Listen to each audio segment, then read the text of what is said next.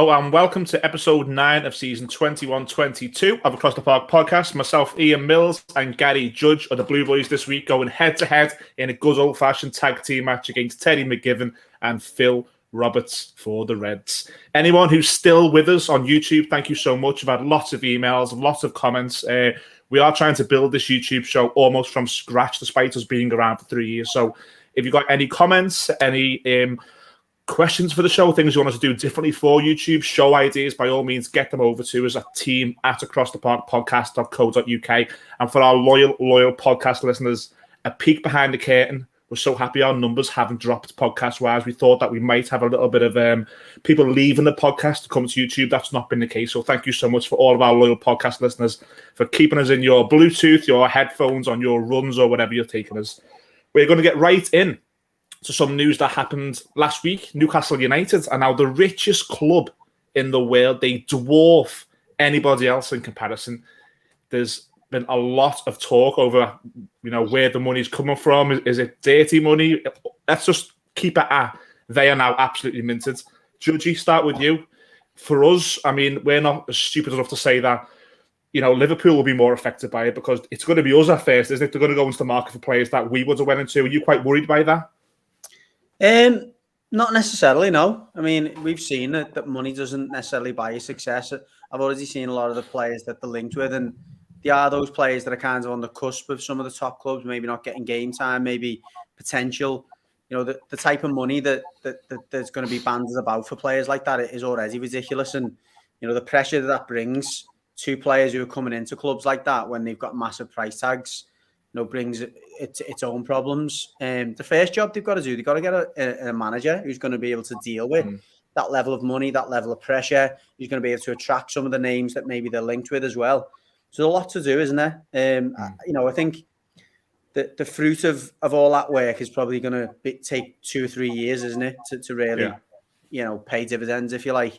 So no, it's one of them wait and see jobs, isn't it? Is it going to be the type of signings that Man City made under Eriksen years ago with Robinhos and stuff like that? Who knows? And I was listening to something on TalkSport today where they were saying you can't even. There isn't really a name like that about Robinho at the moment. They can't shop for the likes of the Neymars and Salahs and and Mbappe's and whatever because they're just not going to go there yet, are they?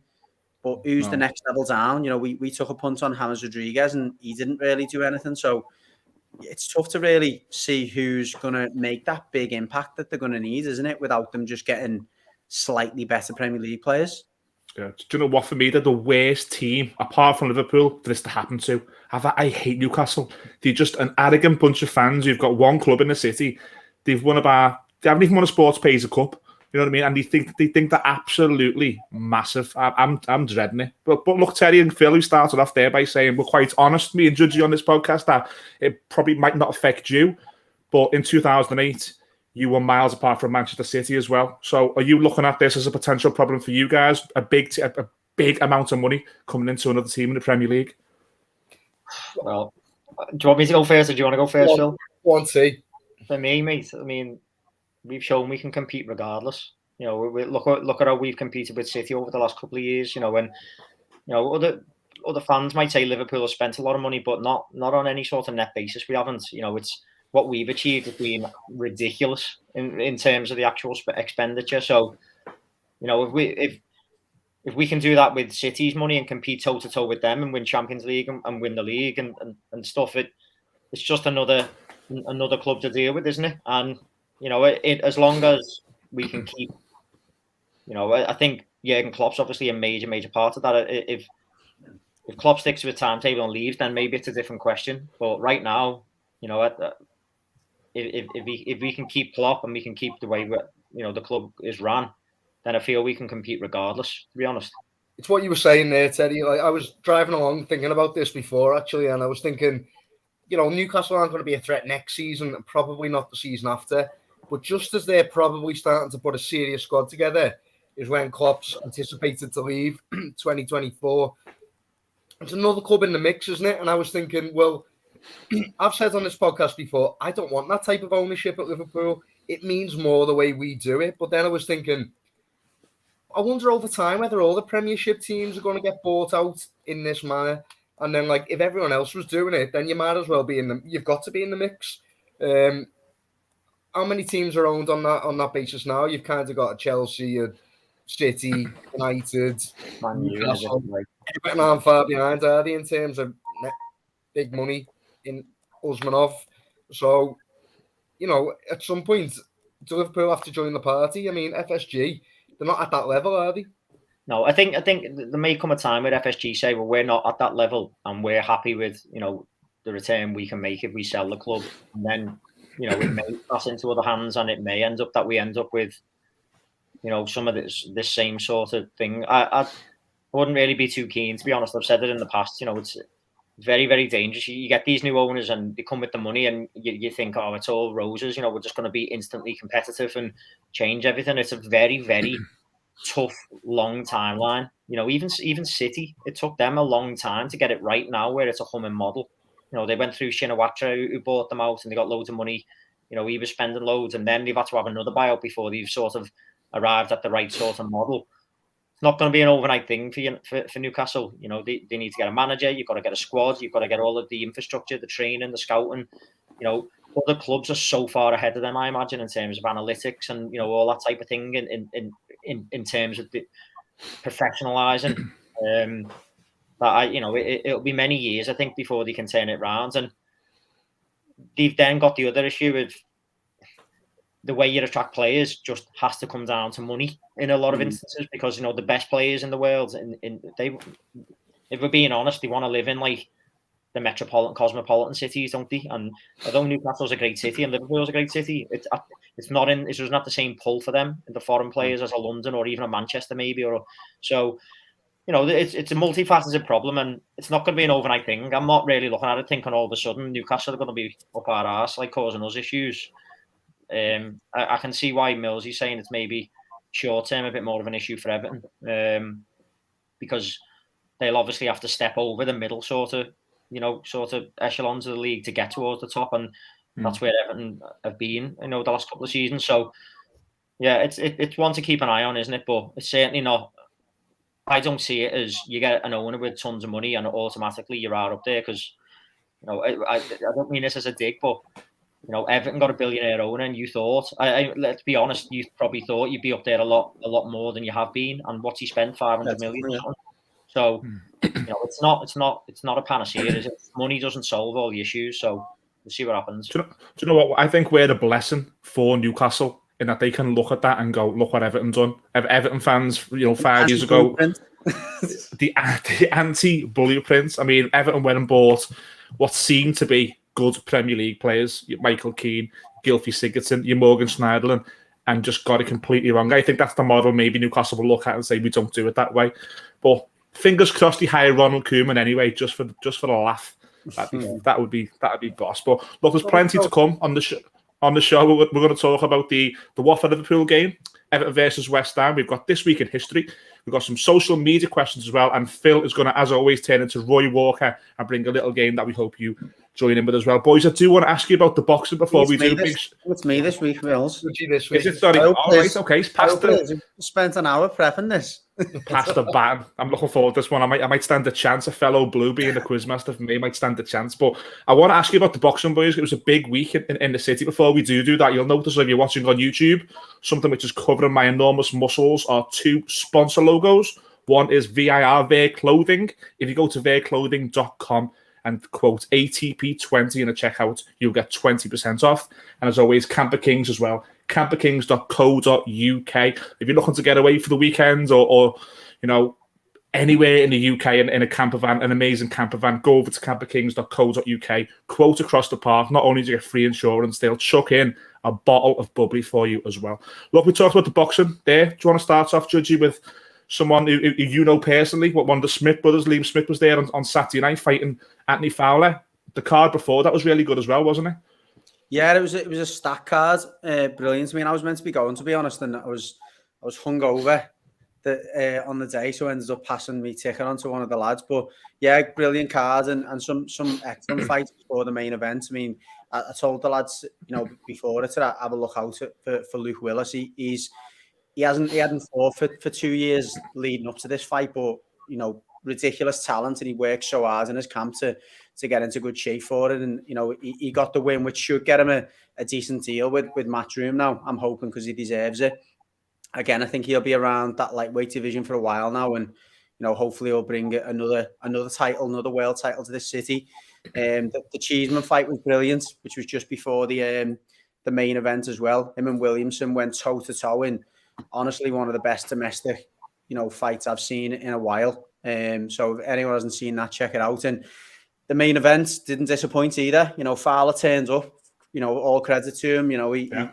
He showed all his strengths on the night. He led with his jab. He mixed it up. He hurt Beefy on a few occasions, but as predicted, and you were doubting it at one point, Millsy, I think mid-fight, that the class came through, and Beefy just showed what he was all about. Really, he loves when it gets dirty, and he went toe to toe once he got inside that jab, and he was really able to let his hands go, and his movements, his head movements and his footwork, at that world level compared to what Fowler's been up against was different class, really. And but yeah, great show for the Scouse fans. And again, like I said before, credit to Fowler, because I didn't think he would even make it that close, but we prepared really well, and Shane McGuigan has took him on massively.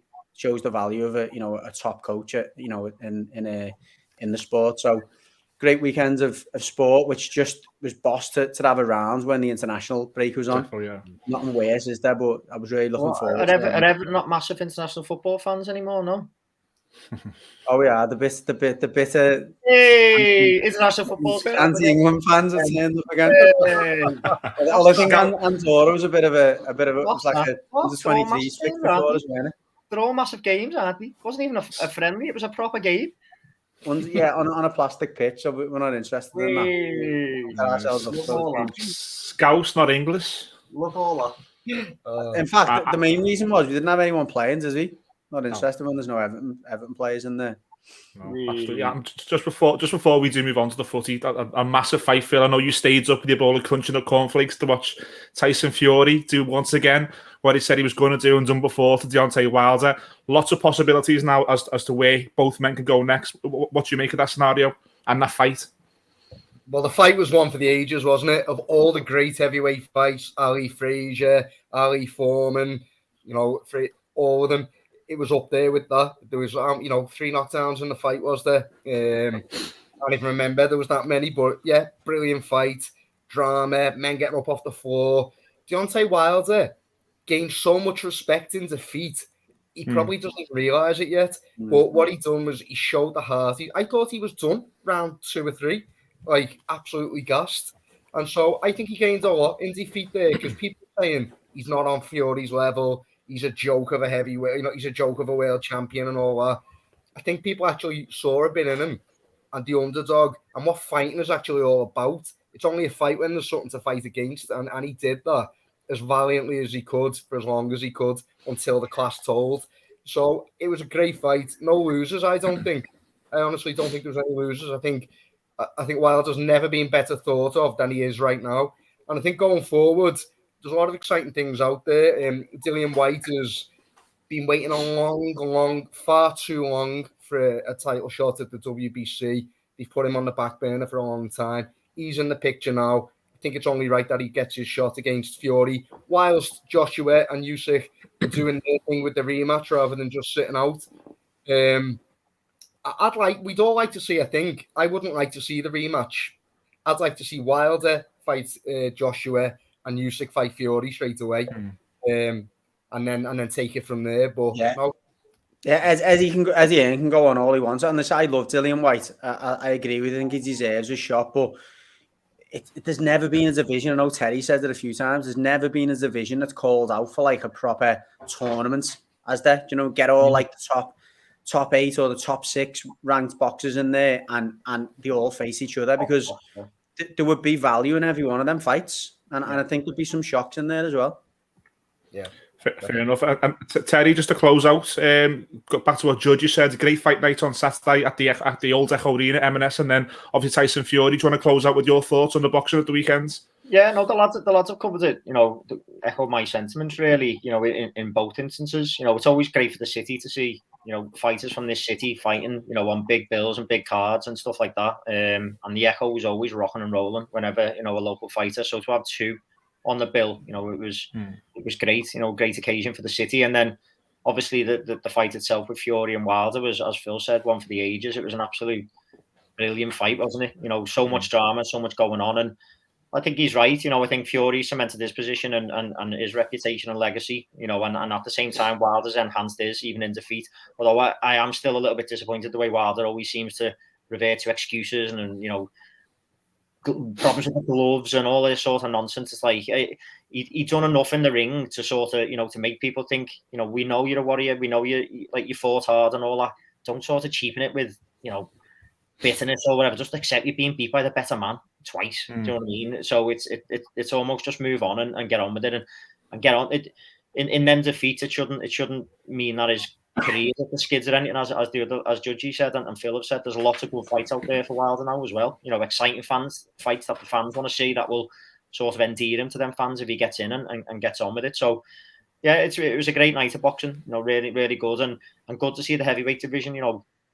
Bringing a little bit of excitement again. It's always been the marquee division, and for a long time it was diabolical. It was awful. So now that there is a lot of live fights there, it's great to see, and long may it continue.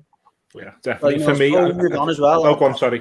Quickly mention Peter McGrail. He made his professional debut on Saturday as well, and really exciting talent. One of the best amateurs that have come out of this country in a long time. And for anyone who hasn't watched this fight, get him on YouTube. He's Lomachenko-esque, and that's a big thing to say about someone, but you'll know what I mean. His movement is incredible, and there's big things to come from him. Again, another almost certain Scouse world champion, unless something goes wrong. Very early for him, but definitely check him out if anyone's into the boxing.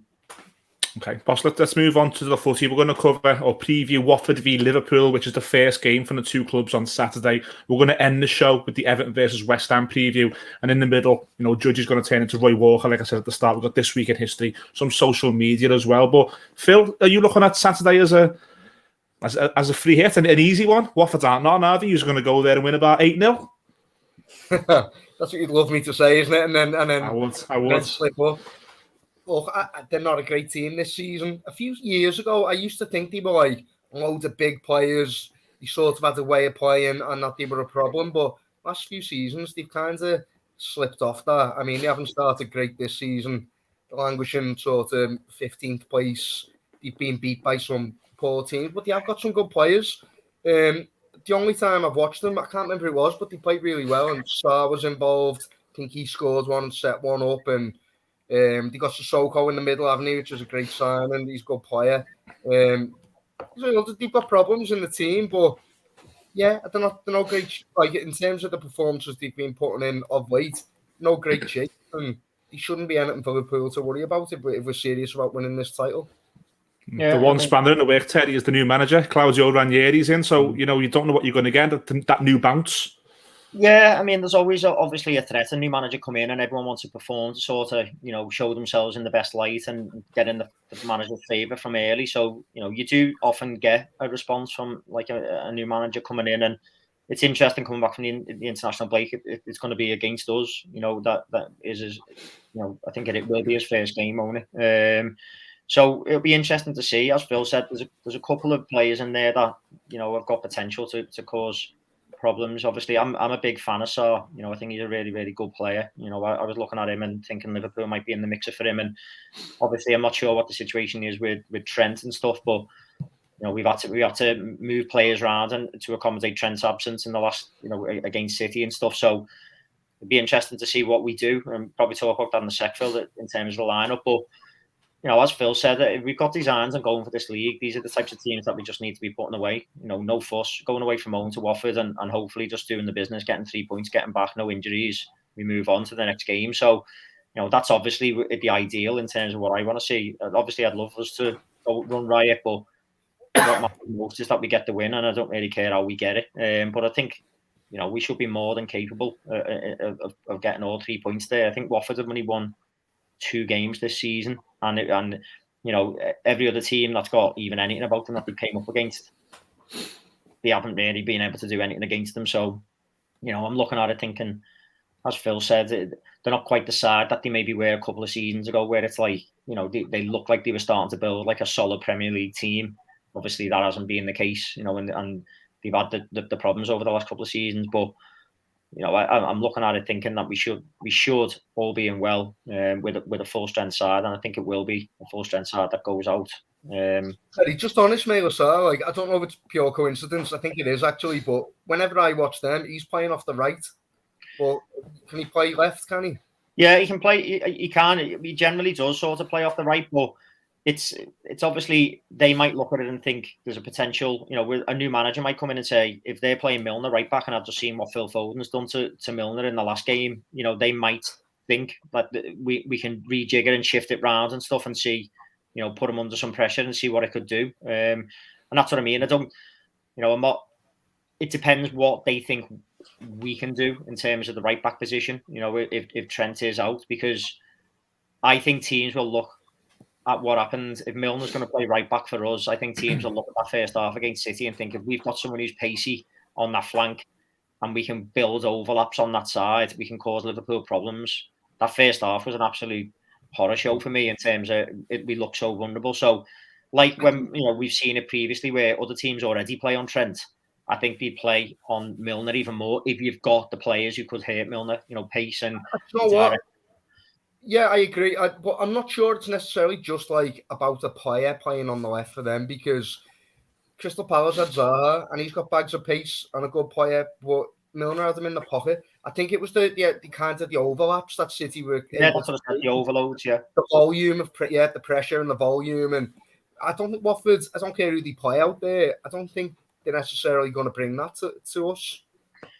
Yeah, although it's different things, so we don't know. But yeah, obviously it depends. You can only go with, obviously, you've got the ability to exploit that in your squad, haven't you? And if I'm Watford and I'm looking at that, I'm thinking, even though we're at home, Liverpool are probably going to have loads of the ball. Generally our midfield is always going to be very combative and competitive with any other midfield. So if I'm Watford, I'm probably thinking, when we've got it, if we can hit them areas wide and we've got pace, in like someone like Assar who can basically run them channels, that would be the way, the target that I personally, I wouldn't. If I'm Watford, I'm not trying to play through Liverpool and build attacks and stuff. You're trying to cut the midfield press out and hit them wide areas, which is where we generally, if we're being honest, are most vulnerable, in them fullback areas, because our fullbacks get so far forward. So I think, if Trent's not back and if Milner's there, it could end up being, as you see him at the City game, that Robertson's the one who pushes further forward, which is what happened. And then you could see Sarr exploit that side. Obviously it's Van Dijk's side as well, but that's what I mean. It's just they're the sort of things that I think is the interesting tactics, in terms of, if you're going to get at Liverpool, I can't see, if I'm honest, Watford. I know Brentford gave us a game. They built, attacks, but they're a good footballing side, and that's what they've done as they've came up the league. So that's what they know. It's in their DNA for a couple of seasons. They've been doing that. Yeah. They just done what they do. I don't see Watford really doing to us what Brentford did. I think it's going to be a bit more of a, hope Liverpool overcommit and let's try and spring the trap with pace, in terms of the other way. And I see that as being our vulnerability, if I'm honest. So it will be interesting. I don't know, is there any further news on Trent from his injury? I haven't heard, to be honest. But what about it? I was thinking the other thing is, has Fabinho played? Has he gone away with Brazil? Yeah, he played for Brazil last night. I was just thinking, with him looking so eggy against City and with him going to Brazil, could there be a game where we see him take a rest? Just to throw something else in the mix for you, lad. Sorry, Curtis Jones is injured at the moment. He's got injured playing for the 21s. I'm not sure how serious it is, because England's 21s, I think, are meant to be playing tonight, but I know that apparently he's out the fixture with an injury. So on the Fabinho one, it's a good point actually, because I'm sure I seen somewhere that said with the Brazilian internationals they might not be back in time, or if they get back, they're going to get back on like the Thursday or something, or the Friday. You tried to get the kickoff changed, and Watford said no. They blame the fact that fans have got plans and made arrangements and things, but obviously they've seen a window where Alisson and Fabinho might be that tired, can't even be part of it. I think they play it very late Thursday into early hours Friday. Yeah, and so it that could affect Firmino, Fabinho, and Alisson. In terms of obviously, I think Alisson as a goalkeeper, you'd think he'd be fine, but Fabinho looked leggy. He's jet lagged. Well, yeah, but Fabinho looked leggy against City. He looked really sort of like slow against City, like he wasn't really at the races.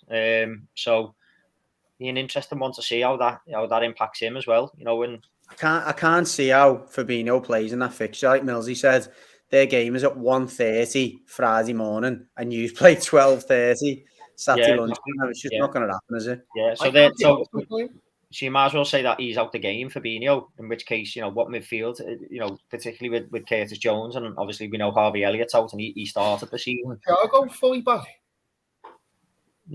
Well, he hasn't played any games, has he? No. So that's it's going to be interesting to hash that together, then, isn't it? Well, that's what I'm saying to you. Like, you probably get to the lineup. So is it Henderson, Keita, Oxlade, Chamberlain, or something? I don't know. Like, what you go with? Well, yeah. If you've got no Fab and you've got no Thiago, do you know what I'd do? This is what I was calling for in the City game at half time. I would never normally say it, but I was asking for Gomez to go right back to shore that up and put Milner in the midfield. And I'd probably go Henderson, Milner, and then a Keita or an Ox, of which I don't really care. But I feel like the Ox's time is coming to an end. I've heard Arsenal looking at him, actually. So maybe stick with Keita. Why? No. Yeah. Well, yeah, it's certainly quite intriguing because, as I say, there's just a couple of subplots there with Ranieri, and then with our team, in terms of availability, with the Brazilians not being there and stuff. I'm not really being sure what the situation is with Trent, but I haven't heard that Trent's definitely back, so let's just assume that he's not there. And I think I'll probably agree with you. Maybe you go with a Gomez right back, put Milner, Henderson in the middle, and either one of Keita or Oxlade, Chamberlain. I'd still expect that we've got enough, and then obviously just a Mane, Jota, Salah up top. Yep. Yep. Oh well, then. Yeah. What? Prediction then? Say Liverpool 2-0. Yeah, I think we'll batter them. I mean, I know that's exactly what Mills wanted me to say earlier on. Absolutely. I'm going to say 4-0. Mind you, the midfield is a worry, but say 4-0. Okay, I'm just looking on the future odds there. Usually actually 1-5 on Saturday, so the bookies aren't having Watford at all. Without Fabinho, you play to your strength, and the strengths of the players that are going to fill in will be to put an attacking performance on. Don't be trying to defend with Keita and Ox and all that. So I think we're going to go at them. That's why I'm saying 4-0.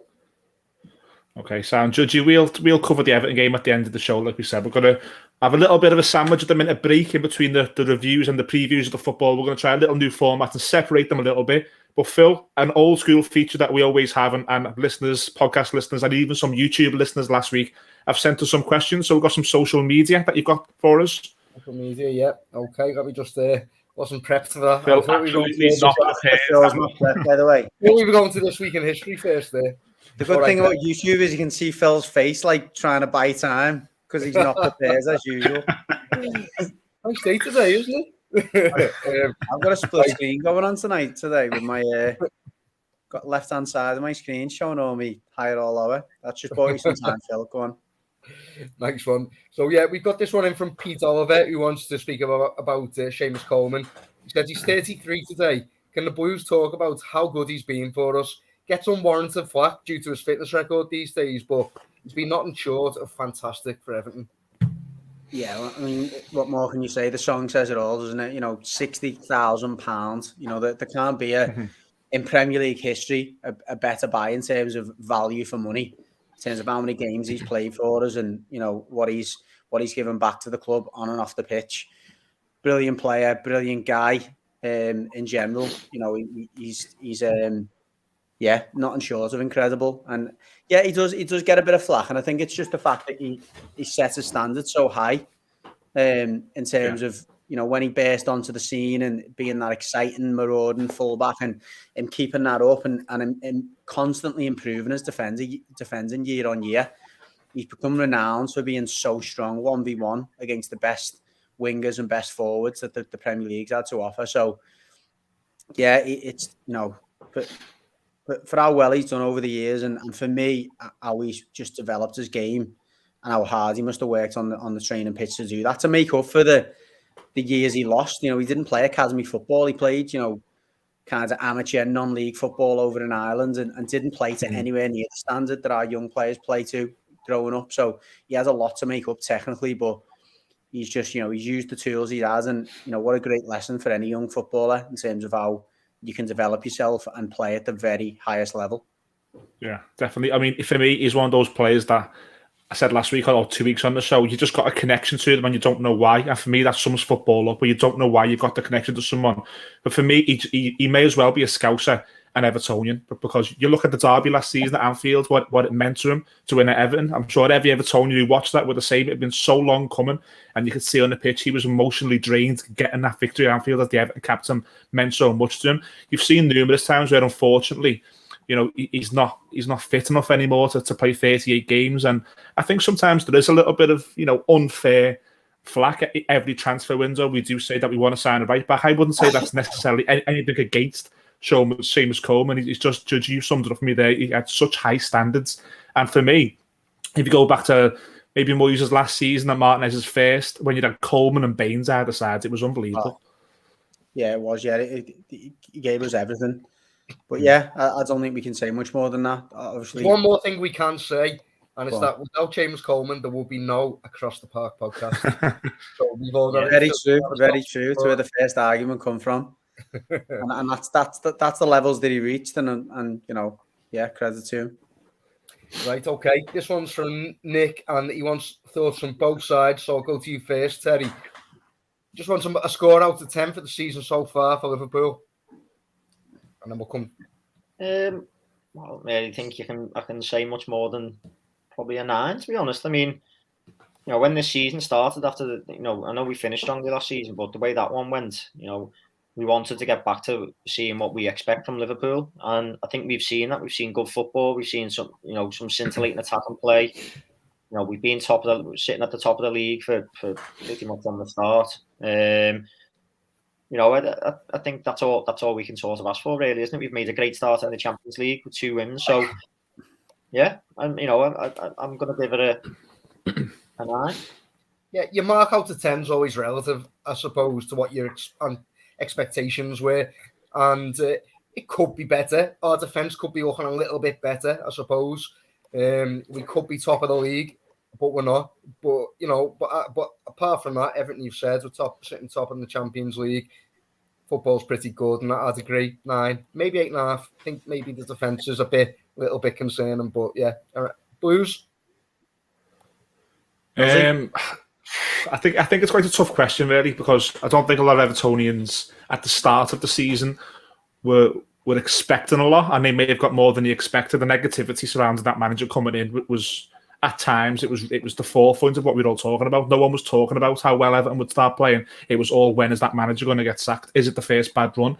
I think the cup exit and the fact that we got turned over in a 15-minute spell at Aston Villa is an indication that there's still lots of work to do there. I know we rested players for the cup, but to go out the cup to a lower league opposition and to get done by someone who you're probably vying for that maybe mid to higher top of the league area, I'd say based on that, I'd give it an 8.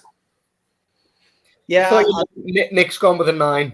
Sorry, Judge. Yeah, I can see where Nick's coming from. I can also see where Millsy's coming from. I'll probably meet them in between and say 8.5, because yeah, it would be a 9 if not for that cup exit. I think I could probably forgive them the Villa game. I think, you know, as the Reds will keep reminding me, I think Villa will have a lot to offer over the next few seasons. I think they've established a really strong squad, and I think that came together a little bit on the night. We were exposed with our lack of depth on the night. Again, we had a few players out. They managed to call upon new signings off the bench, and we were chasing the game. So I could kind of let that Villa one go.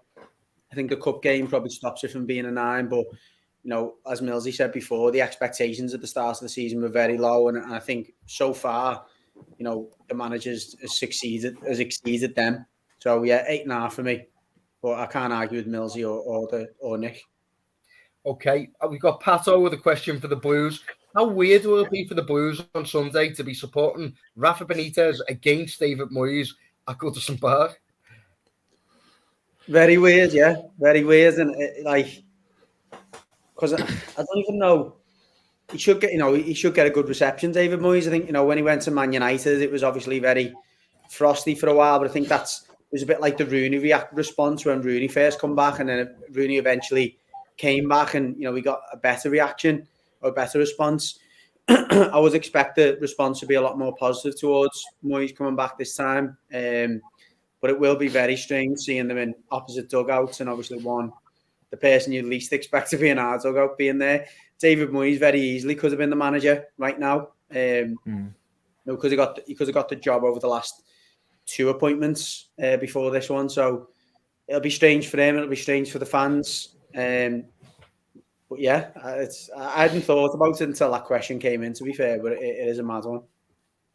It is mad because was Rafa there for 5 years, and I think barring maybe 1 year, the teams are quite close in the league. So we were always like 5th or 6th and maybe trying to leapfrog Liverpool. So there was always that little bit of a needle with Everton and Liverpool at that time period, apart from the one season where Liverpool finished second. It looked like they were going to win it in 2009. So we were programmed, weren't we, to back David Moyes against Rafa Benitez in every derby. They seem to have a little bit of a needle with each other. So I'm like you, Judge. I never thought of it that way, but now I am. It does feel like it'll be a little bit weird to look at that dugout and see Benitez in the home one and David Moyes in the away one.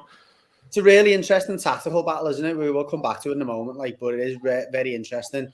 As you say, they've never, neither of them have ever really had a massive, advantage over the other. And they both, outdone each other at times. So it's an interesting one, but yeah, that's football, isn't it? Football, yeah. Okay, great name. Artie Sickler has messaged us from Colorado. He's been listening to us on Spotify for a long time, and he said it was good to watch us on YouTube. He's subscribed, and yeah, just compliments and keep it up. So nice one, Artie. Appreciate it, Artie. He might unsubscribe when he sees your garbage t-shirt, Phil. Yeah, just to point out, our sponsors Anna Alessi from the 90s, as Phil was sporting today. I'm vintage and I'm summery. It's all good. Okay. This one's from Kieran Jones about Salah. The lads, Gary and Terry, discussed it last week. He enjoyed that discussion. He agrees with all the points made, giving him what he wants. 450k per week could open us up to long-term commitments, hurting us. But he's also a player who doesn't come very often, and it would hurt us to allow him to leave and play his peak years away from Anfield. One point not discussed, in just his opinion, is the fact Klopp has got 2 seasons left and has confirmed again recently in Germany that he's going to leave in 2023 is a factor in Salah's decision. Life won't be the same after Klopp. We all know it. Maybe Mo does too. Yeah, I mean, there's maybe something in that. I think when we were talking about it, we were saying, I don't think there's any other team, or I couldn't see any other team that Salah could naturally go to and have it as good as he has it at Liverpool, because the system's made for him and the type of player he is, whereas maybe other places just aren't quite as natural a home for him in terms of the formation and stuff. In Klopp, he's found a manager that wants to play to Mo's strengths. So maybe it is a factor, in his thinking. Maybe there is something in that, but we just don't know, do we? I think what Liverpool have got a fine line to walk as a club now over the next couple of seasons are really big in terms of, if Klopp does go, what comes next? In terms of, if we keep Mo, how much do we have to pay to keep him? They could be, era-defining decisions, that the club need to get right. So, it's certainly a big. Well, we need to resolve the Salah thing immediately, but we also need to have a plan for what comes next after Klopp, if he is set on moving. We have seen in the past that he can have his mind changed on stuff like that, but in other times, he said that at Dortmund, I want the break, and he done it, didn't he? So we'll see, but the club need to get them decisions right, and some big, as I say, era-defining ones are coming up. So hopefully, the cogs are wearing and things are moving behind the scenes. Yep. Okay, this is EFC picks. We'll start with the Blues, but both sides this is for. Name a signing you were underwhelmed by, but then went on to surprise you. Would it be fair to say someone that we spoke to, Judgy, Marcus Bent? Yeah, I was going to go with someone else we spoke to, but yeah, Marcus Bent's a good shout. Didn't really think about that. He was over that season was an unbelievable asset, wasn't he? You know, I was surprised by his work rate. I was surprised by his versatility, not by his pace. I think we knew we were getting someone who was fairly quick, but yeah, he became a massive asset and obviously kept, you know, what at the time I think wasn't our record. Was he our record time in BT? James Beattie was probably our so record James Beattie came the January after that summer 2004. Yeah. We were just a mess. We lost Wayne Rooney, who just looked like the darling of the world in the Euros. Thomas Rosiński left. I think Kevin Campbell, who we had on the show again, Kevin Campbell said that season he was coming near the end. Duncan was coming near the end. So when you lose Wayne Rooney and you lose Thomas Rosiński and you sign someone for 450 grand from Ipswich, for me that was underwhelming. But that's just me. Yeah, I was going to say Lee Carsley. Lee Carsley for me was one of the most underwhelming signings. I don't think I said that in the podcast when we signed him. I think we said actually though we'd made a couple of signings, and it wasn't the signing we were really excited about. But obviously he went on to become a bit of a legend. Do you know what I mean? In terms of like what he gave back to the club and that made that position his own. And the fanfare was Ginola, wasn't it? Ginola came the same week. Yeah. We were like, oh yeah, but yeah, for me it's Carsley, but yeah, I won't argue with Marcus Bent either. What I was saying with Marcus Bent, obviously when Beattie came in, he expected to walk right into the team, didn't he? But it took a while for him to displace Marcus Bent. And obviously that was kind of why he left in the end, wasn't it? In the following summer. But yeah, good shout that actually. But two very good extras for any of the Blues to check out. So if you are a new subscriber to our YouTube, we've got extras, as we call them, on our website. A catalogue of them, so it's interviews with former players, former coaches, some famous fans of the club as well. But we've got both an episode with Lee Carsley and with Marcus Bent as well, so check them out. Seri, do you want to go first? Yeah, it's a tough one really, because I think there's been a couple of players recently. I mean, it sounds mad, but I wasn't overly excited when we signed Salah. I didn't really know what we were getting, and I thought it's a lot of money for someone who's like. He's done okay for a season or two in Italy, but didn't really set the world alight at Chelsea. And obviously, what do I know? Because we're what we're talking about now. So that would be one. But I think the one recently where I genuinely thought I just don't get it. I don't get that signing. And obviously he's not with us anymore. But it was Gini Wijnaldum. Like when we signed him from Newcastle, I was like, what are we signing here? Someone who scored 12 goals in one season for Newcastle. He actually cost us a fair packet. He was playing on the right mid for them, and I didn't see him playing right mid for Liverpool. And I was sort of like, "He was a 10 win." Well, it's like a 10, but he'd pull off onto the right, and I was like, "What are we signing him for?" Like, I just didn't see where he fit, in our size. We had Coutinho and stuff, and it was like, "What's Wijnaldum going to bring to us here?" Like, it just seems a really odd signing, and then for me, just sort of completely evolved his game, and you could see like the intelligence he had as a player, in terms of being able to change his game and become almost, an out and out centre mid, in terms of he could play holding mid, he could play attacking mid, and really versatile, never got injured, brilliant player for us. Obviously, we know he's gone and stuff like that, but can't lie, at the time when we signed him, I just didn't see it. I was like, what? Who's he? What are we signing him for? Yeah. I think I don't know if underwhelmed is the right word, it's just the right example. But when we signed Andy Robertson, I had no expectations of him. I don't know if I was gutted we signed him or wasn't, but look what he's gone on to do. Like, it speaks for itself, doesn't it? But I think that's more of like a surprise than it was an underwhelmed. I think if you're talking about underwhelmed, for me, the one that sticks out in my mind is we'd won the Champions League and we were linked to Figo. And I was thinking, oh my God, we're champions of Europe. The most exciting thing now is who are we going to sign off the back of it? Everyone will want to come. And we signed Peter Crouch. And I remember just thinking, wow. Go to the we got Crouch. But he went on to, he's a little bit of a cult hero for Liverpool. He couldn't score for like the first 25 games or something. Then the full game. It was a long time, It wasn't 25 games. I think it was about 11 or 12. I think it was 12 games, and then the one that went in, it was like a deflection that looped up and went in, didn't it? It was like it wasn't even a clean goal, but it was like he's having it.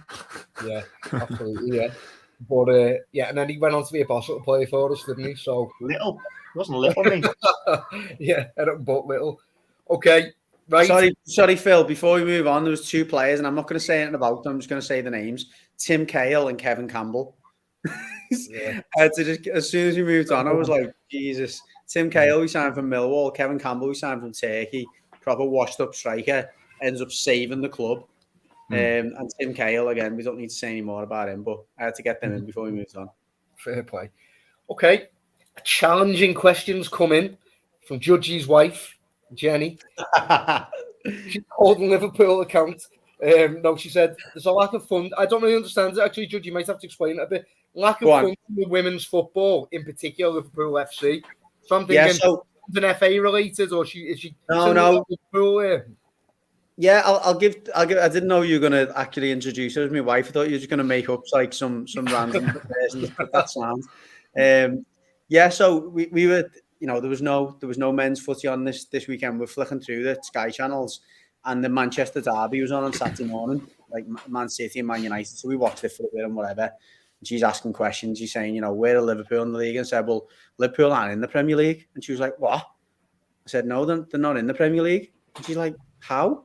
And I was like, basically, and I only know this from first-hand experience of it. I was an academy coach for a long while at the men's academy, if you like. And after we finished training, the women had come in, as in like some of the first team at times, and sometimes some of the younger girls. Basically, they weren't allowed to come in the academy until after hours, until we finished, and it's still the same now. So the women's team are having to train. They can't come to the first team facility or the academy facility as it is now. If they do come there, they've got to come out of hours. The academy, as in the girls' academy, they often have to buy their own training kits. It's that like poorly funded by the club, and that not regarded at all. The current manager, Matt Beale, Matt Beale, who was there a few years ago, has just come back to try and kind of resurrect the club. So they're currently in the Championship at the moment. Liverpool, I think, the 3rd or 4th in the Championship, trying to get back up, but they just haven't got the budget really to compete with some of the top clubs, including Everton, and we're not even one of the top clubs at the moment. Brought in a new manager, Everton, in the summer, but what Jen couldn't get her head around is like, what ambitious owners Liverpool have got and how well they've funded every aspect of the club, the academy, the stadium, whatever. And, over in America, soccer's obviously, women's soccer is massive in America. She just couldn't get her head around how the owners wouldn't consider the women's team worth investing in whatsoever. So that was my response. I obviously did briefly respond to her, but I think she wanted to kind of get the attention of some of our listeners and maybe viewers that the Liverpool women's team haven't got anything near parity or equality with the men's. So it makes me laugh there, Judge, the fact that in order to get you to ask a question, your wife has got to write into your podcast to get an answer. I think she wanted the reaction of the Reds, and I'll be honest, when we put it in the WhatsApp group today, Terry was like, I haven't got a clue, you're gonna have to ask someone else. But it is quite sad, isn't it? Regardless of what you know about it. I'm taking your information from this, and maybe that says something as well. I'm on a podcast about Liverpool. Maybe I should know more, and maybe that speaks to part of the wider issue. But I'm taking what you're saying as just a given there, and I don't know how other clubs relative to it. Like, are the women training alongside the men at Finch Farm and stuff? I don't know what's normal, if there's even a space for that and stuff. So, but if Liverpool are just saying they're not getting any money, we're not investing nothing in that, yeah, that's wrong. I mean, obviously, they're not going to see, as owners of a business, they're not really going to see a short-term return from that, because it hasn't quite got the eyes on it that it would need to produce a return. But you think long-term, you build that up, you build the infrastructure, you build the marketing side of it, you invest in the best players that you can, you build it up, and hopefully one day it can become a good revenue stream. Obviously, I was going to say they'll be slightly kicking themselves in the teeth, because during the summer there was quite a significant TV deal that was announced for the Women's Premier League, and Liverpool got relegated a couple of seasons ago and haven't got back up yet. So that's kind of made, and we all know what it's like in the men's Premier League, that the gap now between the Premier League or the Championship and the Premier League, and that's only going to get wider over the next season or two. So if Liverpool don't get back up, that attitude is probably only going to stay the same until they are back in the Premier League. I've got to apologise, by the way. I think I said Matt Beale before. It's Matt Beard. Mick Beale was one of Liverpool's first team coaches or academy coaches, and I was getting the two of them mixed up. So I've got to apologise there. But yeah, I just thought, we might have some.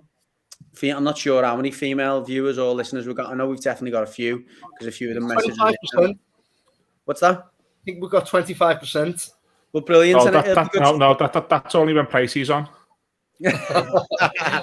It'll be good to hear their views anyway. If anyone else has got views on that, whether you follow the women's game, because I know that, obviously there's a higher percentage of women who do go to the men's games, and it'd be interesting to know how many of them follow the women's game, because I'm sure that'll have an impact as well. But yeah, that's just a bit of context, and yeah, it's, if I was I suppose a fan of the club, it'd be slightly disappointing from a community level that they don't really get the support that they should do. Okay, we got one more red question, then a joint question. So the red one is, Gini's just come out today in the Dutch press saying he's unhappy. PSG obviously aren't too happy either because he's not playing for them. Is it possible to bring him back in January if the situation doesn't improve? Or does his age and wage demands once again, by failing to give players that this legendary history-making team want and deserve, it breaks up? Obviously, I'm talking about Wijnaldum there before, in a different feature, and listen, he was a great player for us, absolutely brilliant. When if he wanted to come back and he basically accepted the terms that he didn't want originally, then I'm not going to say no. I wouldn't have him back or whatever. I think he was a great player, and still think he had a lot to give to Liverpool, but not at the wage demands that he was asking for. I think that was the right decision. There was clearly a money element to it. And then obviously he's gone to PSG and it's not working out. And it's one of them, isn't it? It's like you don't sort of relish it, but there's an element where you sort of think, I'm like, all the ones who've sort of thought, I'm going to go somewhere else for something better, sort of thing. It hasn't really worked out for them, has it? And, when there's an element of that where you sort of feel like, well, you're getting what you deserve there, because there was a fair deal, I think, offered by Liverpool, and not necessarily maybe where he wanted for what would probably be his final big money contract. But if he turned around and said, I'll come back and I'll take what you were offering, I'd have him back. Yeah. I think it's a difficult one for me because Gini said before he left, look, there's more to this than the Reds fans know. It's not just about money, and it will come out.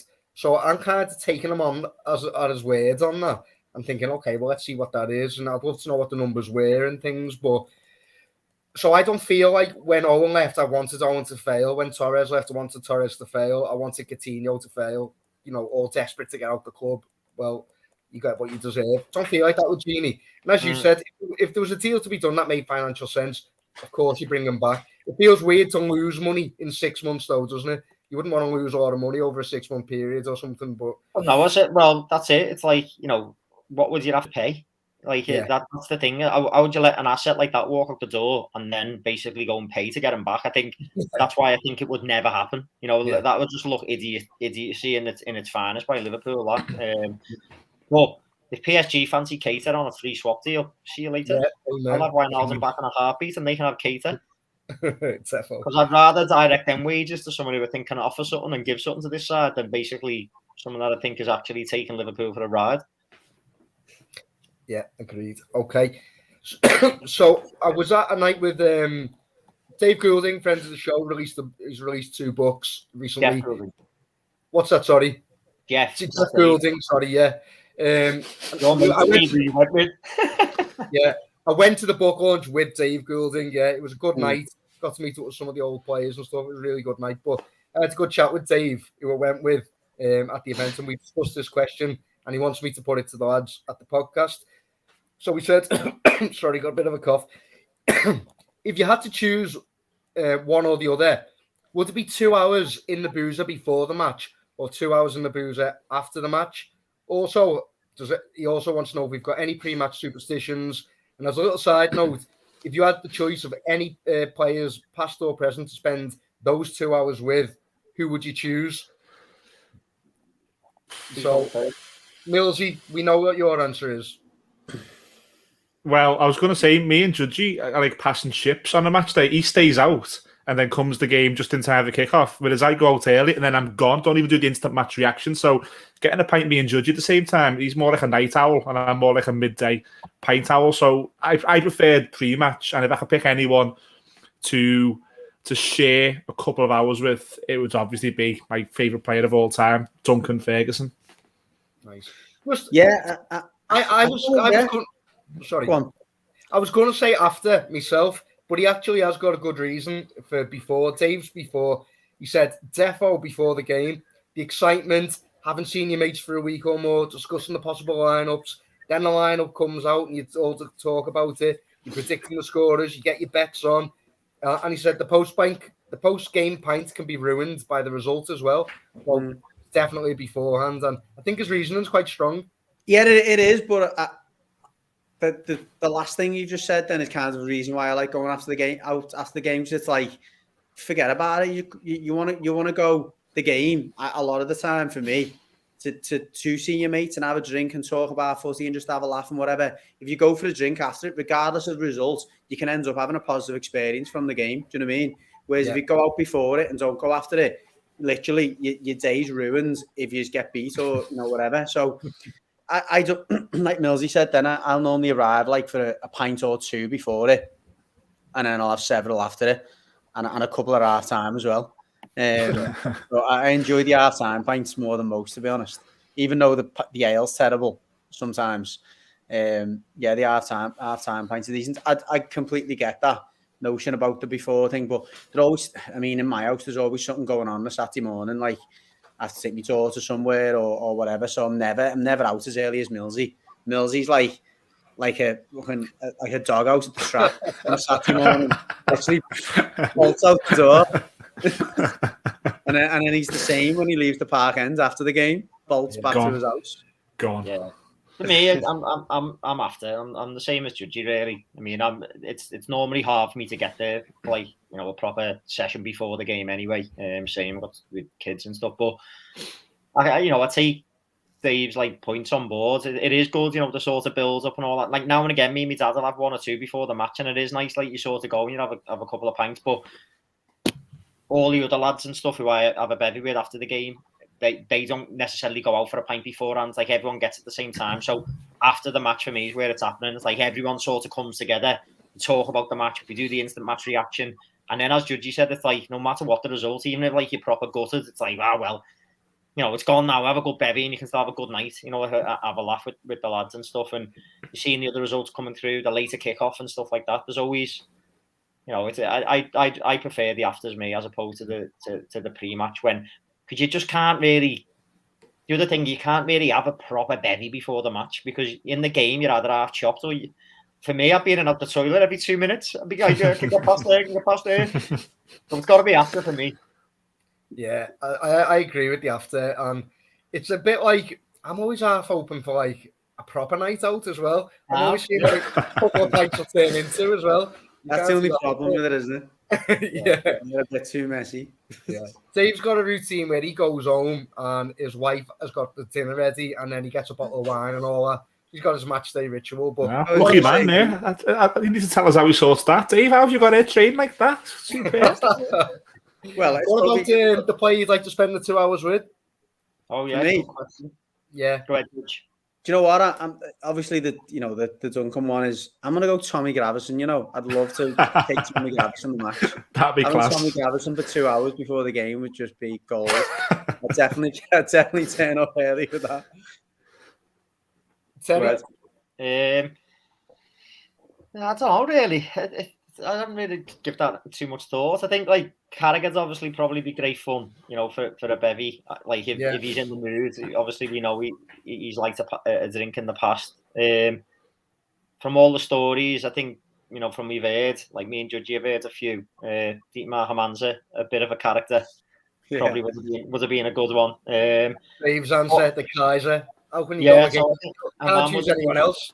Yeah, either being no, by all accounts, he's a funny character, Haman. Like, but I think out of the current side, I think Robertson seems like the one where you think he's one of the lads. He'd just have a good bevy with you. You know what I mean? He'd probably want to go to town himself. Yeah.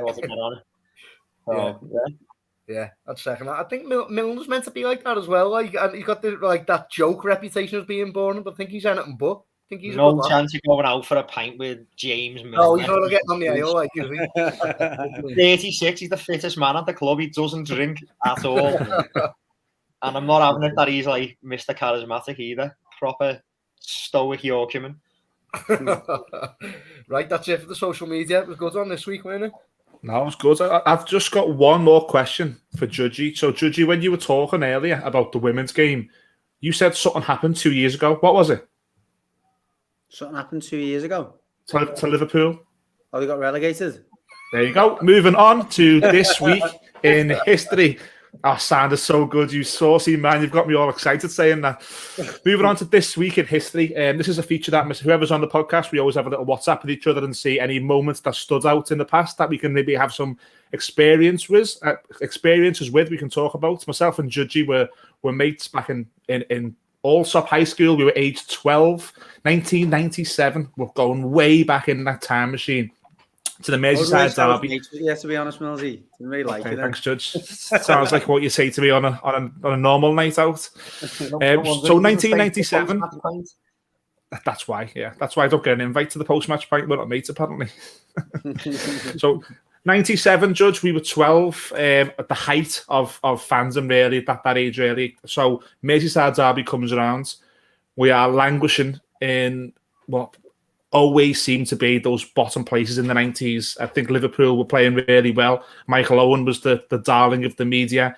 We just got beat on a Wednesday night, even by Coventry 5-0 in the League Cup. And next up, the derby at Goodison.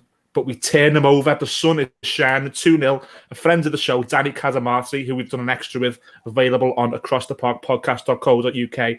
He said on that show, it's still the best moments of his career. Can you take yourself back to being at that game and watching Danny Cadamarti, who we all thought was better than Michael Owen, stick one in the net?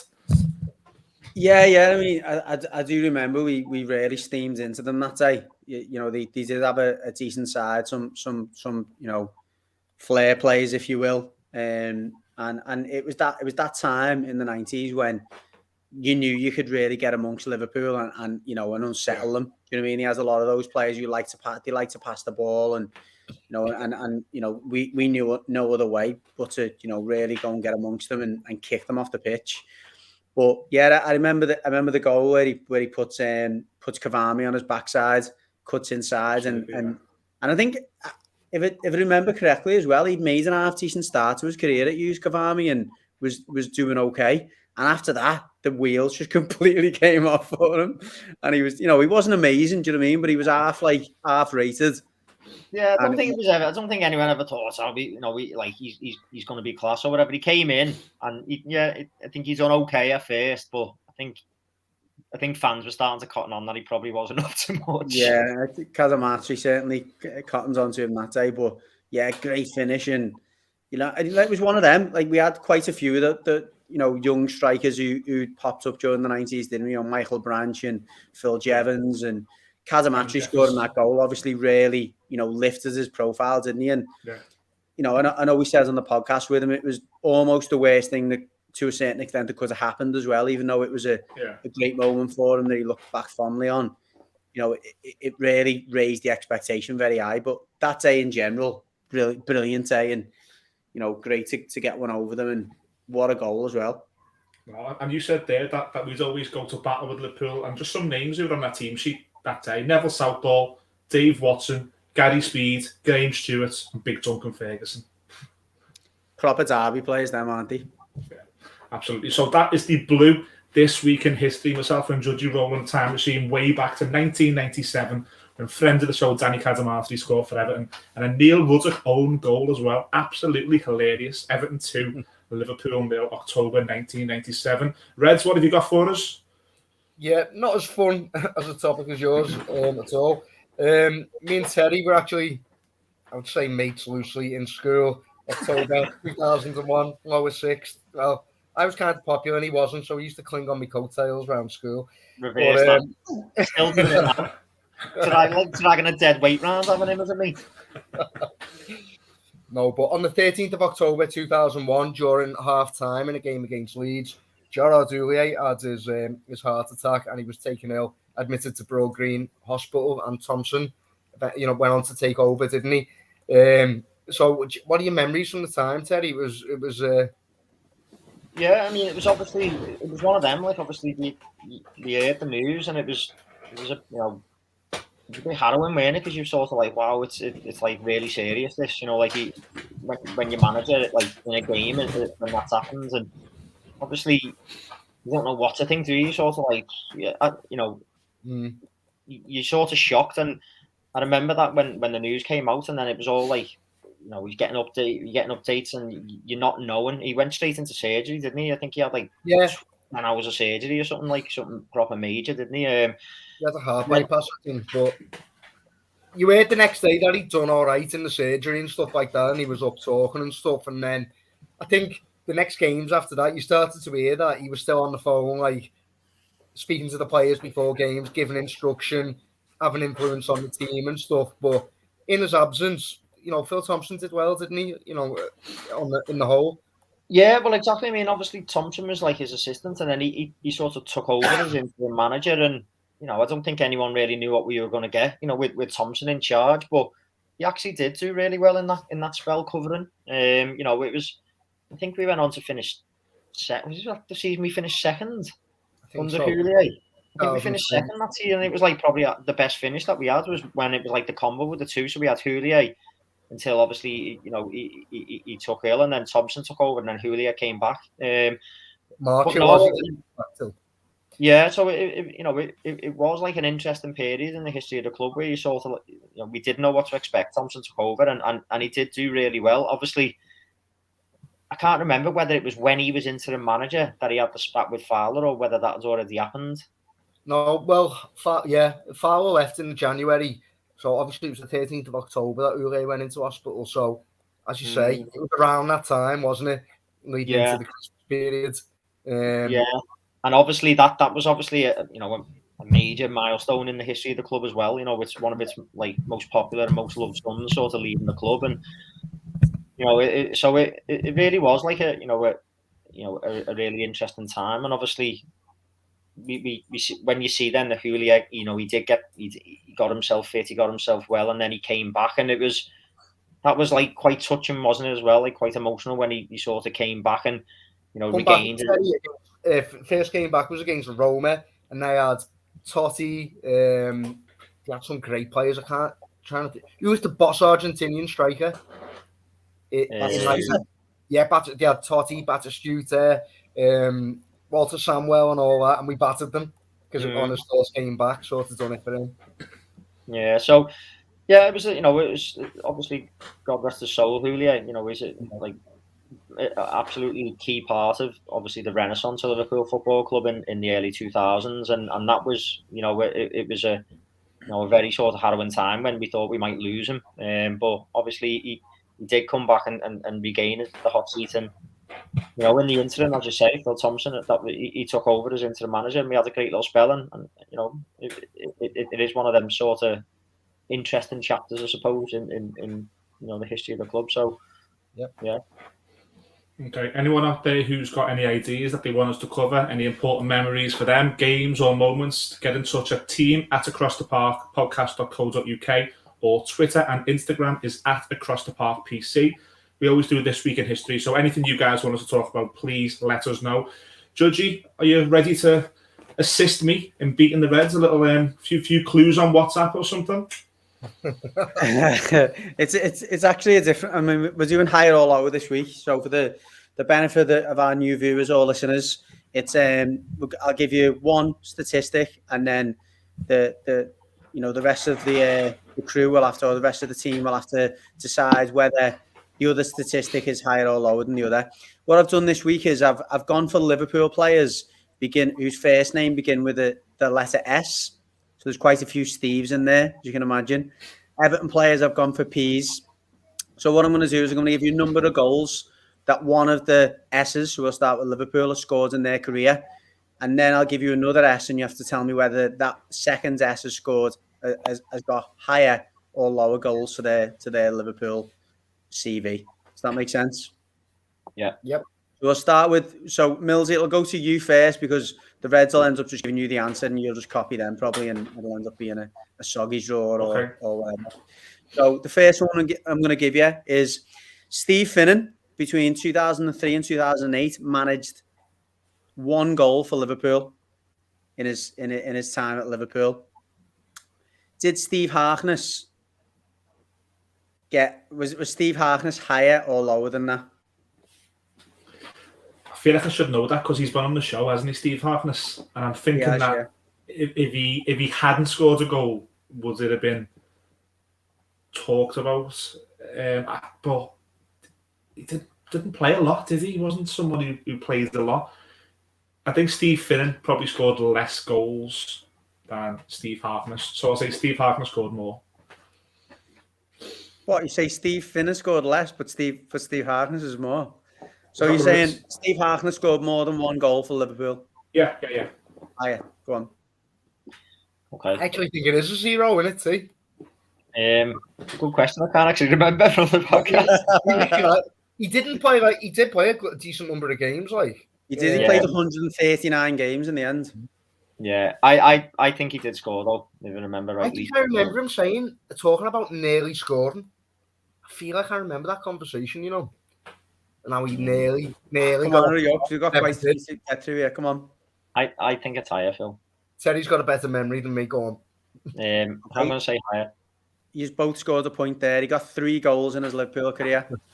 I was going to do that the other way around, but I think a lot of fans will have known that Steve Finnan only got 1 goal. What a player! What a player he was, Steve Finnan. He's played 217 games. Very decent career for Liverpool. 217 games, and every one was at least an 8 out of 10. Just a proper solid, consistent performer. Okay, so the next one we've got, Steven Gerrard amassed 120 goals for Liverpool in 504 appearances. Was Steve Highway's Liverpool tally in 475 games higher or lower than Stevens? Oh, it's a horrible question, that, because obviously he's such a legendary figure, Steve Highway, isn't he? He's in the song and all that, and I imagine he would have amassed loads of goals. Okay, I'll say Steve Highway lower than Steven Gerrard. Terry, Phil? No, really, no. I'm just a guess. We'll have to speed you up here, otherwise we're going to be here all night. I think Gerrard scored more. Yeah, I do as well. I think he's like 4th or 5th or something like that. And like he's up there anyway, Gerrard, in terms of the top goal scorer. So very correct, you are. Steve Highway he got 76 goals in his 475 appearances. So quite a way ahead there, Gerrard. So still 0-0. Okay, number 3. So the third question on the Liverpool side.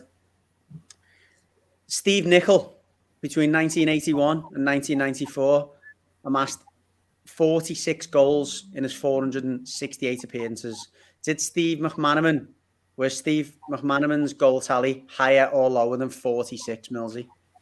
It feels like a trick question because I feel like I should be saying he scored more, but did McManaman play as many games in a weird Steve Nicol? I'm not going to. Okay, in a weird way, I'm going to say McManaman lower than Steve Nicol.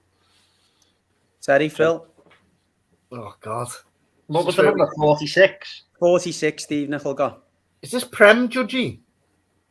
No, this is all-time Liverpool appearances. All appearances. 6 goals. I think McManaman was like 10 goals a season, man. 8. 7 or 8 a season. I reckon it's going to be lower. I think 10 goals a season. What was he at Liverpool? 4-5 seasons. 95, 96, around 2000. Yeah, it was before that, wasn't it? Actually, he left before that, didn't he?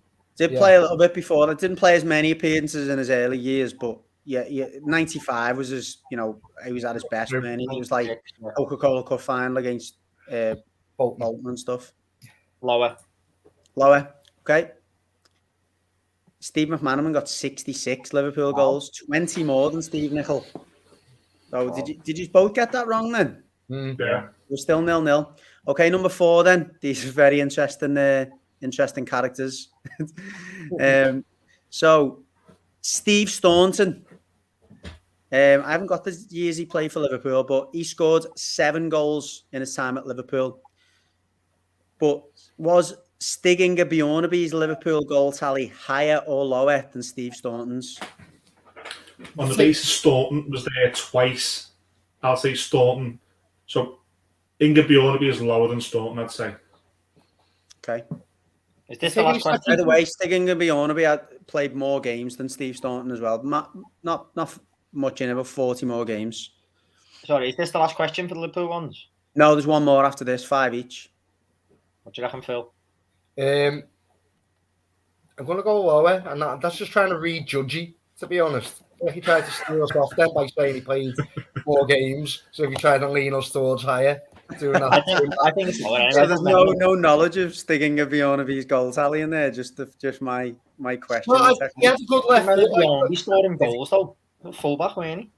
Yeah, let's say lower. Steve Staunton wasn't exactly renowned for it either, was he? Oh, no, true, but... Yeah, your logic was correct, Phil. So you both got that right again. We're still a stalemate. Okay, the last one. This might be an interesting one for you. Okay, so Sami Hyypiä amassed 35 goals in his Liverpool career, but did Sammy Lee was Sammy Lee's tally higher or lower than Sami Hyypiä's? Sami Hyypiä got 35 goals. I couldn't even begin to break that down, so I'll just guess. I'll just shoot in the wind. Sammy Lee is lower than Sami Hyypiä. Sammy Lee, they're a long time, but not always a fixture in the first team. Right wing. It's the last question, and I actually think it's probably lower, but I'm almost like we might as well just take it and go higher because Millsy's already gone lower. Go on, I'll go higher. Millsy's took the victory from the Reds in the red quiz. Sammy Lee got 19 goals in his 288 appearances. So you're right, Phil. Despite the fact he was there for over 10 years or just over 10 years, he only played 288 games compared to Hyypiä's 460. And he was, relatively prolific for a centre back, wasn't he? Yeah. Okay, so onto the Blues. These will be difficult for you. You've read some of them. The first one, I'll be honest. I obviously don't know this guy, but I'll just go off his goal tally. So Peter Farrell played for Everton for 10 years in the 40s and 50s. Scored 17 goals in 453 appearances. You'll know the second player. Well, you'll know him relatively. Was Paul Bracewell's Everton tally higher or lower than 17 goals? Paul Bracewell played 143 games for Everton. So I'll give you a bit more detail on that. He played 143 games over nearly 6 seasons for Everton. What position was he, Teddy? Midfielder, wasn't he? I don't even know. He's a midfielder, I'll give you that, yeah. So, but what position was Tony Farrell or whatever his name was? We know the number. Yeah, he scored 17 goals. So I think he was a fullback, to be honest. He scored 17 goals in 450 appearances. Pick one, lad. Go for it. Higher. Millsy? Bracewell lower. Higher or lower than 17 goals? Bracewell lower. Paul Bracewell got 10 goals in his Everton career, so Millsy's 2-0 up now. Got some work to do here, Red. You'll know the next few players anyway. So, Peter Beagrie had 2 spells at Everton between 89 and 94. Tricky winger, loved to cut in and loved to step over. Scored 17 goals for Everton in 143 appearances. Peter Reid, legend of the mid-80s, between 82 and 88, played 234 games for Everton. Was his goal tally higher or lower than Peter Beagrie's of 17 goals? Well, Reid was a defensive middle, though. You'd never think it when you see Maradona just walking past him. I'll tell you what, Fabinho reminded me of Peter Reid in that clip the other day. So, no, Teddy, go ahead. I had the last one. Higher or lower than 17 goals, Teddy? Lower. Millsy? Yeah, I'll go with the Reds. I think Reid lower than Beagrie. marginally, 13 goals. So you've both got that one right. So Peter, you got 13 goals and 234 appearances. Okay, next one again. Both Reds will know these players. One of whom we've had on the show as well. So Pat Nevin got 21 goals in his 148 appearances for Everton between 88 and 91. Phil Jagielka played 385 games for Everton. Was his goal tally higher or lower than 21? Teddy, Phil? Lower. Yeah. What? Mills? Yeah, he scored a few. I don't think it was as many as 21, so I'll go lower as well. Very close. 19 goals. Couple of goals behind Pat Nevin. I was actually surprised to see it was 19, to be fair, but 19 What goals. Mills is doing here, seeing out the win, just playing at the Absolutely. Amen, my friend. Absolutely. Okay, so we've got 2 more questions to go. You could still nick a draw here, and these are pretty tight as well. So, Phil Neville scored 5 goals for Everton in 303 appearances between 2005 and 2013. Pat Van Den Houw, Psycho Pat as he was known in the 80s, played 203 games for Everton. Was his goal tally higher or lower than Phil Neville's of 5 goals? 200 games, 200 odd games, more than 5. I mean, I'm going to say higher, Phil. A pure guess, but Psychopath, know him well. Scored 6. Mills? Just to make it interesting, I'll go the opposite. Well, you haven't made it interesting. You've just nicked. Well, you've stolen. You've won it, Millsy. Pat Van Den Houw only got 3 goals. The Andy Johnson celebration. He only got 3 goals for Everton in his time there. Okay, last one, and again, players that you'll both be aware of. Which way to do this one here? Because I think it'll be an interesting one. Okay, I'll do it this way. Peter Beardsley got 32 goals in 95 appearances for Everton over, best part of two and a half seasons. Paul Rideout played for Everton just after Peter. He was there for a short period as well. Did Paul Rideout manage more or higher or lower than 32 goals in his time at Everton? I remember. Michael Phelan's lower, but yeah, there was a couple of seasons where he was obviously the main striker and stuff, and he was probably getting maybe 12 or 14 goals. We were lucky to be getting 12 or 14 goals.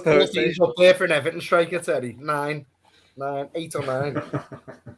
In all competitions, not just in the league. They're not in any other competitions. That's true. Go on, let's finish this off. Put your you want to go lower, do you, Phil? I feel like lower, yeah. All right. Millsy? Yeah, I think lower. I think he had one good season, didn't he? Then followed up with a half a good season the following, so I'll say lower as well. What was a good season? My logic, it was actually higher. 40 goals, and he played 140 games, which is a few more than I thought he played for us, but 40 goals in 140 games, so we got more than Peter Beardsley. So although he's both got that wrong, Millsy's come out with a 3-0 victory. So as Millsy always says, get Z cars on, and he was a man down as well. Absolutely smashed us there. The difference is, you know all our players. We don't. You track our players and know every single statistic about them. We don't know any of yours. Well, we're just football buffs. You see, we just follow the game. 1942 specials at us and everything. It's like, no. That was just a number to throw in there, and I had to find another P.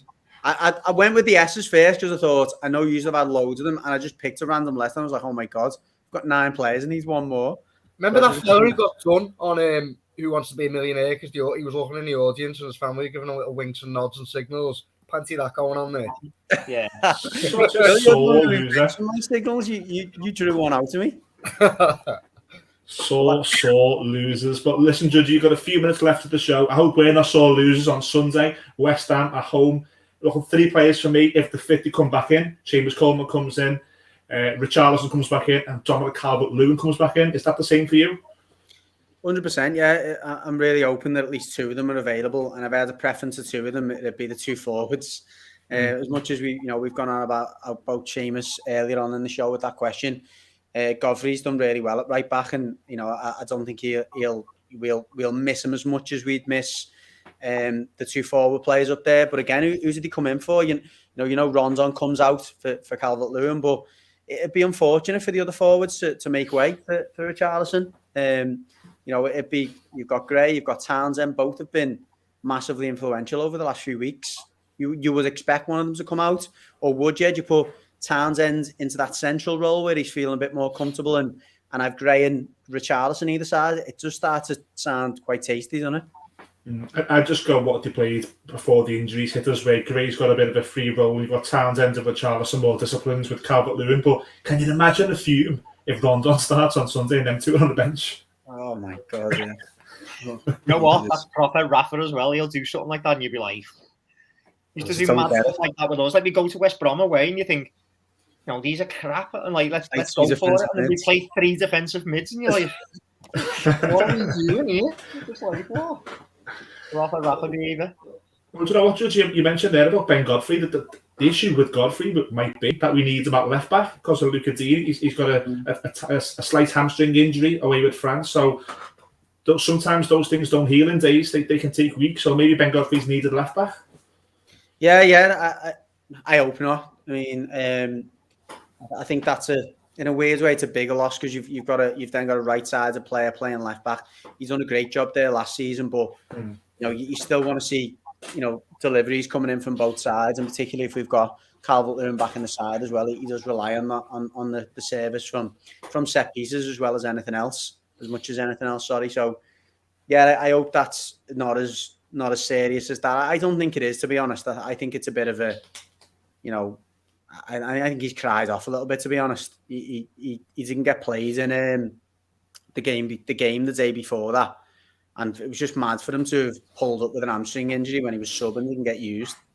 So I don't know if he's just kind of thought, I'm just going to get back here and get back to the family and have a few days off. Mm-hmm. But if we assume that he is out, I think that's obviously what's got to happen, isn't it? Godfrey to go left back, and hopefully it'll then mean that the Chambers can come back in. If not, if he's not available and Godfrey, I don't even know who plays. It's not John Joe Kenny. What? John Joe Kenny, won't it? Of course, yeah. Dragged off from the doldrums.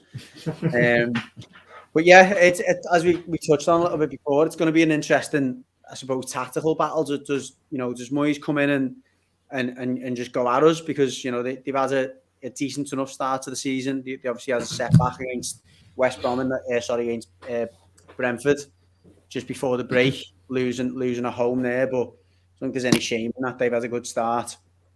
But yeah, I think he'll be really looking to prove a point. He hasn't had a great time of things, has he, Moyes, when he's come back to Goodison?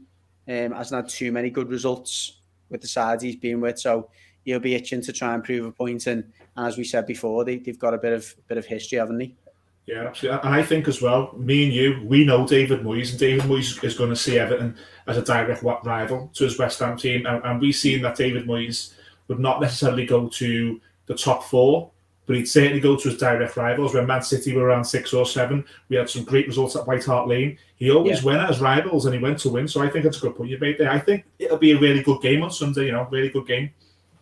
Yeah, I agree. I mean, we haven't defensively been fantastic. I know that's what a lot of Everton fans were expecting from Benitez, is he'll be setting up to make sure we don't get beat and whatever. But we have conceded in most games, and we've just managed to outscore the opposition. I can't see that changing much. As in, he won't have had that much chance to be working with all of his defensive players over the international break. Luca Dean's been away. Coleman's still been injured. Yerry Mina's been away. That's another factor. I guess Yerry Mina's got a bit more time to recover than the Brazilian players have got. I'd be gutted if he missed out for the reason of being away for too long. But yeah, I agree. I think it'll be a good game. I think both teams will be fancying themselves to go and win the game. So that should mean a good game. Cue the 0-0. Yeah, do you want to give us your final prediction then?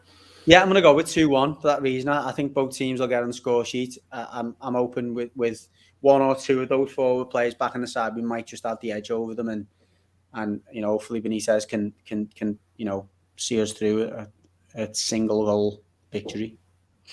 2-1's a good shout. I'll go 3-1 to Everton. I can certainly see Moyes, like I said, they're setting up to come at us at certain moments in the game.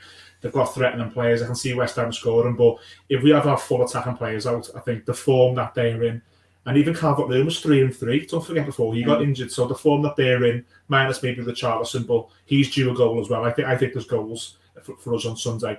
So I'll go 3-1. Judge's gone 2-1 Blues. Let us know on the social media if you agree with us, and Reds also let us know if you agree with Terry and Phil. We have hit the 90 minutes. The fourth official has got the number 1 boards up. We've just gone over. It is time to wrap up. As always, thank you to our sponsors, Veer Clothing and Camper Kings. If you're watching on YouTube, please give us a subscribe and spread the word. If you're listening on the podcast, thank you for your loyal support. As always, we're planning to be podcast and YouTube channels, so the podcast is going nowhere. Like we said at the start, if you have any ideas for our channel, please let us know. Until then, we are back on Sunday night due to Liverpool playing on Tuesday evening, so the podcast will be out Sunday evening right after Everton versus West Ham. Enjoy the football. We shall see you then.